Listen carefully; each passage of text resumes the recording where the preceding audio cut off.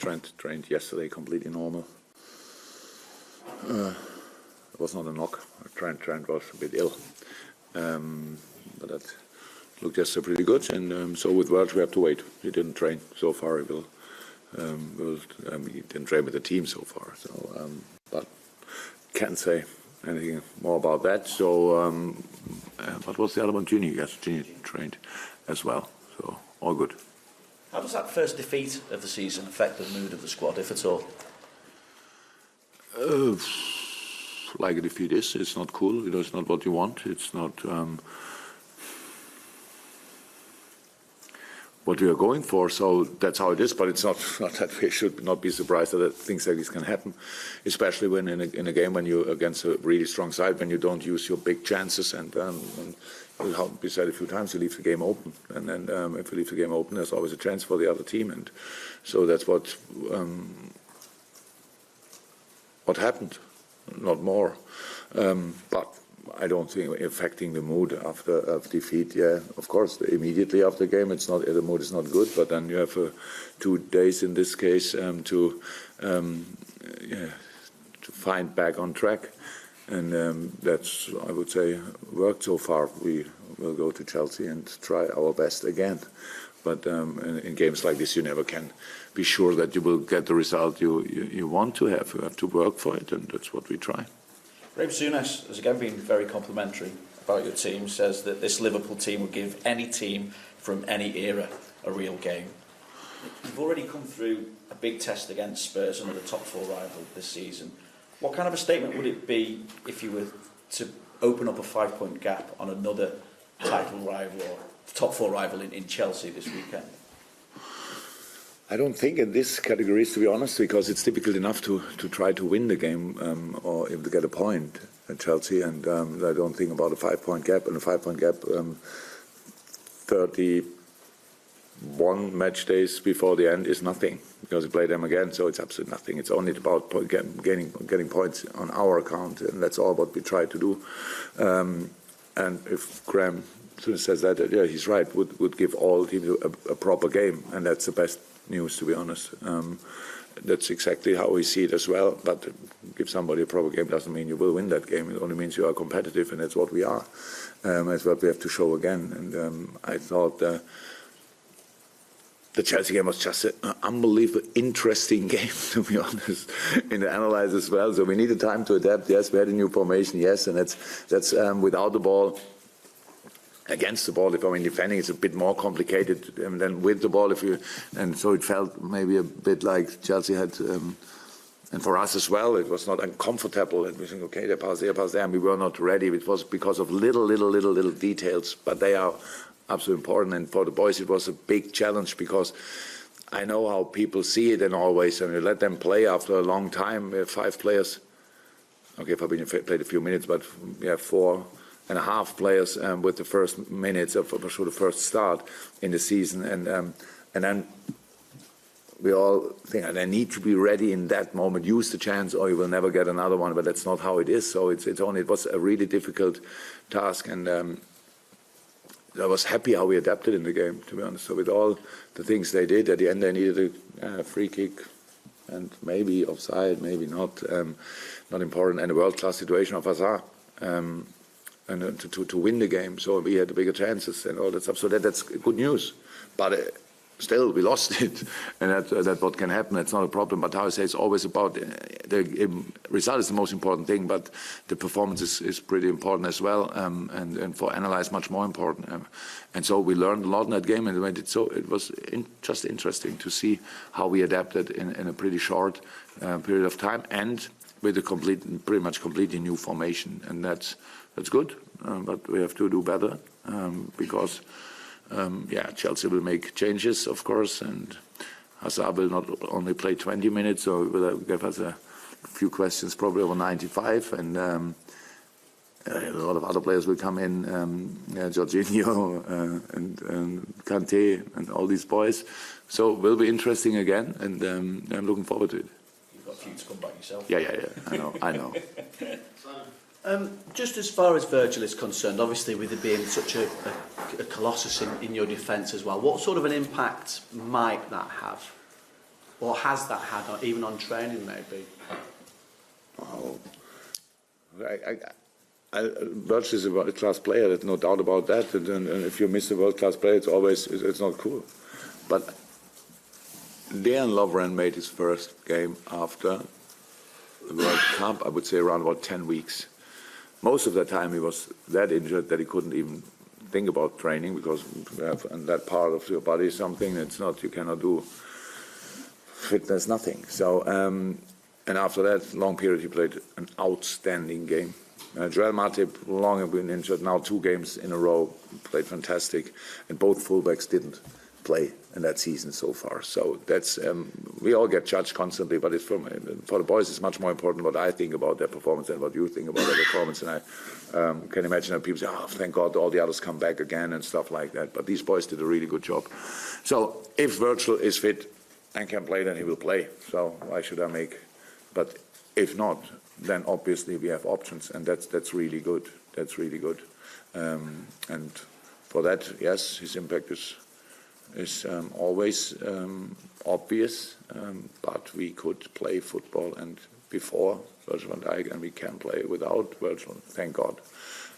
But I prefer as well that he is fit and available, and I can make decisions if he needs a rest or not in one or the other game. But now for the last game he was not available, and now we'll see what will be tomorrow. I know you've touched upon it, but with that in mind maybe as well, what have you learned about your depth in your squad following this week as well? By the way, we spoke a lot about our depth in the squad, I think, and then you watch it, and nobody spoke about Chelsea, and look, they made 8 changes as well, and I think Zappacosta was not involved, and a few others. So they have obviously, you need that. You need that. You cannot go in a season with 12, 13, 14 top-class players. You need 20 of them. That's how it is. And but then still, it's better to make 2 changes than 6 or 7. When we talk about rhythm and playing together and all that stuff, working together, that's of course. But I'm completely happy with the depth of the squad when all are fit. That's how it is, because it doesn't happen a lot that we have all available. But when they're all available, then the depth in the squad is really good, and I'm happy.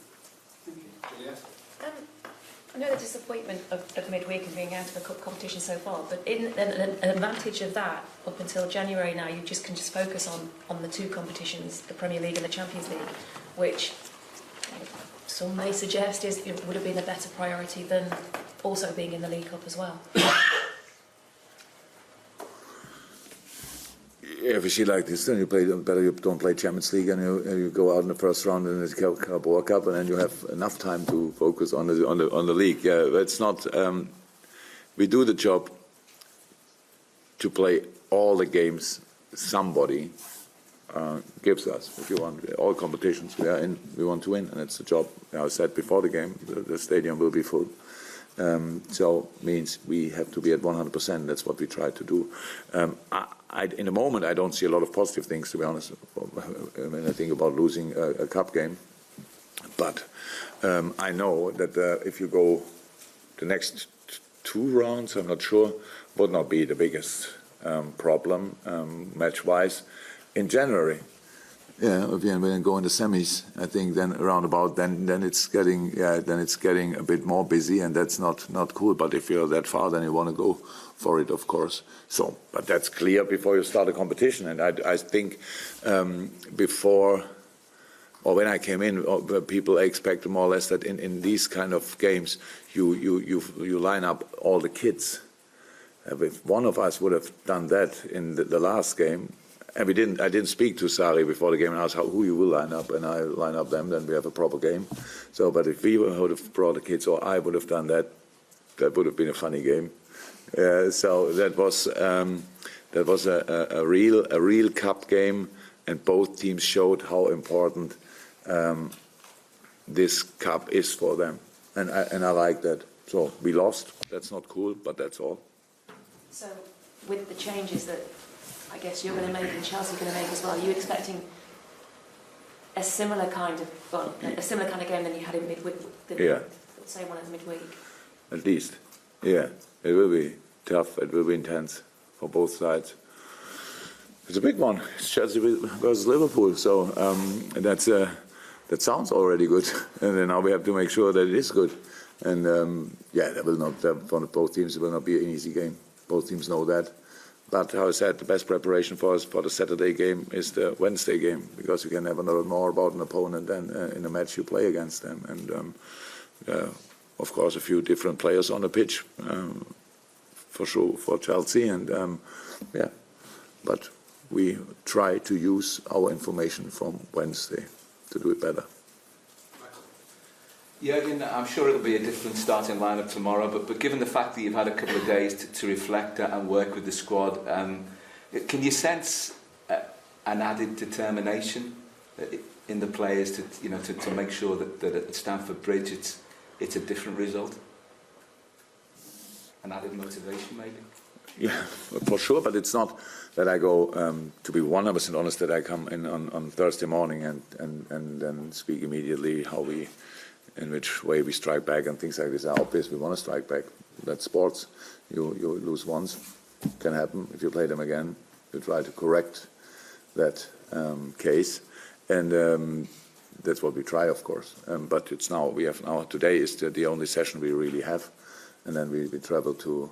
Because so far it was, of course, for the team who played was completely only yesterday was recovery. The good was with the other boys we had a proper session, a good session. And now today is a very important one to use the things we've learned in a training session about the opponent, and then let's go and try again, and hopefully they all are fit, and then we have done really proper quality, and that makes it so interesting. Yes, but striking back is a real duty in sports. That's why what's a big part of what I love. You always in a season you play always twice, so it's quite difficult to play in June or let me say in August, and then next time in May, and you just tell your players, okay, we lost against them. That's quite difficult. But in 3 days, it's possible, and then so let's try. Xherdan Shaqiri's started the last 2 matches. How would you assess his progress since he's come in and sort of getting to play the Liverpool way and the way that you want and what you want from him? Oh, very good, very, very good. It's when he came in, that's what I wanted from him, that he really plays only free, completely. Don't think about anything, play football. I don't want to bother him and fill him up with informations about the way we play, the way he has to defend, the way he has to run. I wanted to see how he adapts, and that was brilliant in the preseason. You saw that. But of course, for the long term, you need to get used to all these different things more and more, and he makes big steps in that. But of course, that's again like it always was. When you use these informations, then you lose a little bit from the natural skills for a few days, weeks, whatever, because you think now a little bit more on the pitch, as you should actually, because it's football. How I said a few times, should be more instinct than really thinking too much. So you have to do it that often that you don't have to think about it anymore. And that's where he is in the moments. But I'm completely happy. It's a fantastic impact and a really good player and good boy.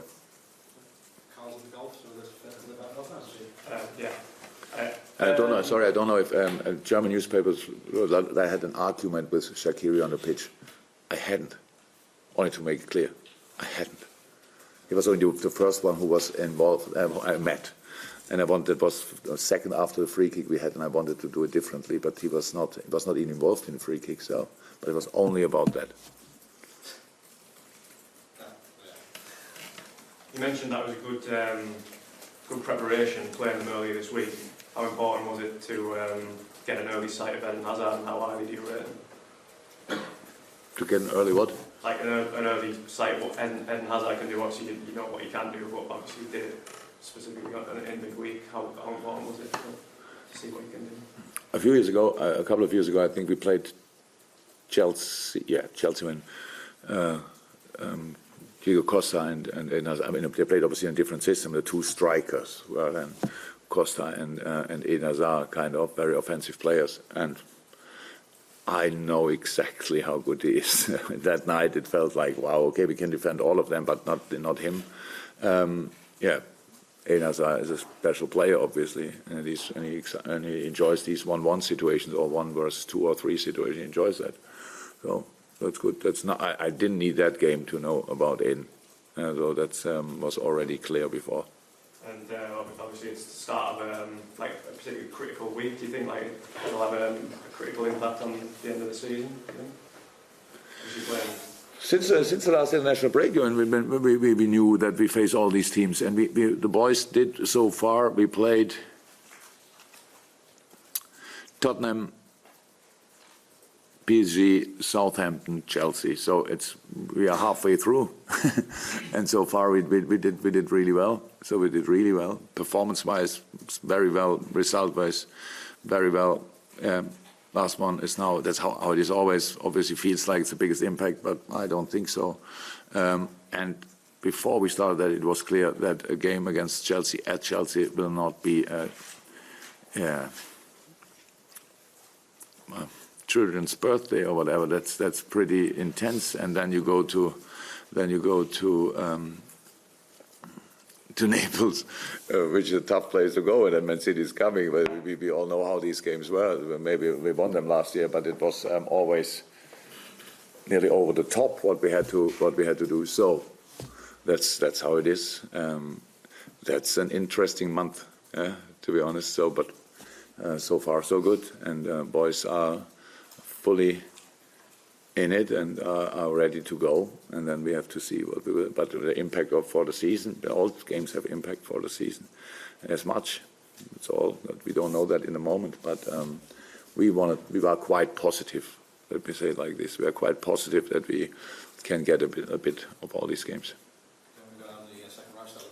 You spoke about learning lessons from Wednesday's game, and also about knowing how good Eden Hazard is one of the things that you talk to your players about is ways that you would go differently about maybe reducing his impact, and is that really stopping passes to him, or more sort of having a player almost really tight to him at all times?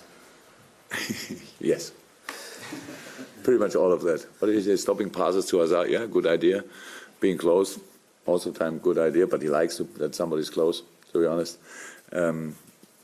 Come on, we all know that we could have defended that goal that he scored. That's clear. We had 3 challenges. Yes, he did well, but he did that well because we won. We say in German, "Take you, I have him." So, and nobody had him really. So it's like I'm there, but another one is there as well, and then both didn't do it the 100%. If we have one 100% challenge of 4 or 5, I think, Einazar can't do what he did.